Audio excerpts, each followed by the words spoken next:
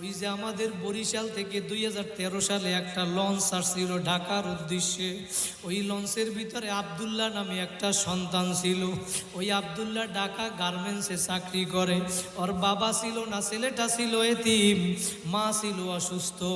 আব্দুল্লাহ বরিশাল থেকে লঞ্চে উঠে ওর মাকে ফোন দিছে, মা তুমি টেনশন করবা না, ওষুধ খাইয়া তাড়াতাড়ি ঘুমাইয়া পড়বা, আমি ঢাকায় পৌঁছাইয়া তোমাকে সকালবেলা ফোন দিব।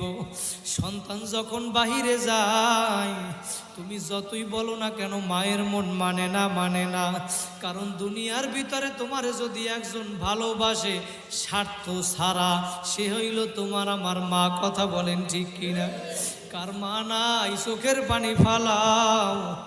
ওই মা আব্দুল্লাহর লঞ্চ যখন পদ্মা নদীর ভিতরে আসলো, পদ্মা নদীর ভিতরে ঝড় তুফান শুরু হইয়া গেল।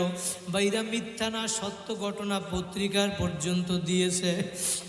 ওই লঞ্চের ভিতরে তুফান শুরু হওয়ার পর মায়ের মনটা কেমন জানি ছটফট করে।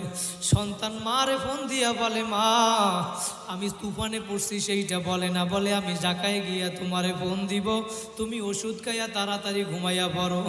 রাত্রবেলা মা ওষুধ খাইয়া খাবার খাইয়া যখন বিছানায় শুইতে যাবে, মা রিমোটটা নিয়ে টিভি ছাড়ছে খবর দেখার জন্য। যখন টিভিটা ছাড়লো, খবরের নিচে ব্রেকিং নিউজে লেখা উঠছে, ওই লঞ্চ যেই লঞ্চ বরিশাল থেকে সাইরা গেছিল, পিনাক 6 লঞ্চ, ওই লঞ্চটা পদ্মা নদীর ভিতরে ডুইবা গেছে।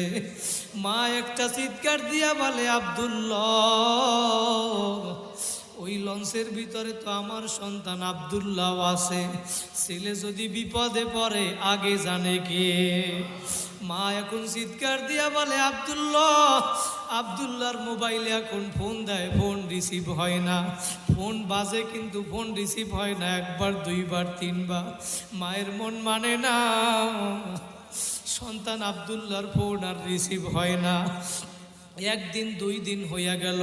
পরের 2 দিন পরে ওই পদ্মা নদীর ভিতর থেকে লঞ্চ উঠানো হইল। লাশের পরে লাশের মিছিল শুরু হইয়া গেল। পদ্মা নদীর পাশে লাশ আর লাশ। একদিন 2 দিন আব্দুল্লাহর মা, আব্দুল্লাহর জবান থেকে মা ডাক শুনে না।